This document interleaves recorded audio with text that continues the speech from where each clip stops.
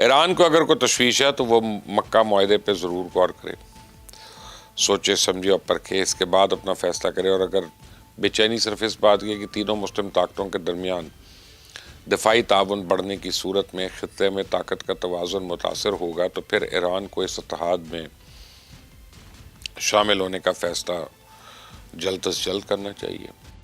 تو اس ویلاگ کو سننے والے تمام ناظرین سے میرا ایک سوال ہے، سوال یہ کہ اگر کوئی مسلم ملک اپنے دفاع کو مضبوط کرنے کے لیے کچھ کرتا ہے تو کیا اس کے اقدام کو دوسرے ملک کے خلاف سازش سمجھا جائے گی؟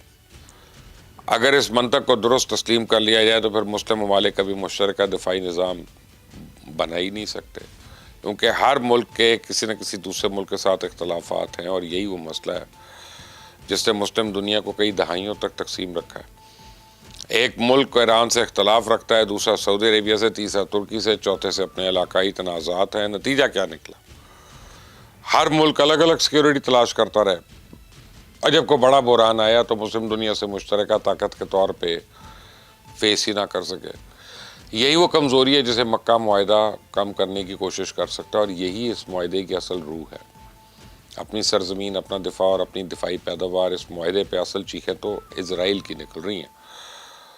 اسرائیل پورے ڈائسپورا امور کے وزیر جو ہیں وہ امیچائی چکلی نے مکہ الائنس کو اسرائیل کے لیے بہت خطرناک اور پریشان کن پیش رفت قرار دیا۔ نیتن یاہو کا ایک وزیر اس بات کا اعتراف کر رہا ہے کہ سعودی عربیہ پہلے پاکستان سے دفاعی معاہدے کے باوجود ایک مختلف پوزیشن میں تھا، لیکن اس اتحاد میں ترکی کے شامل ہونے سے کی صورتحال بدل گئی، اور اس کے ساتھ ہی اسرائیلی وزیر نے یہ تجویز بھی دی ہے کہ اسرائیل کو یونان، قبرص، متحدہ عرب امارات اور صومالی لینڈ کے ساتھ اپنے اتحاد مضبوط کرنے ہوں گے۔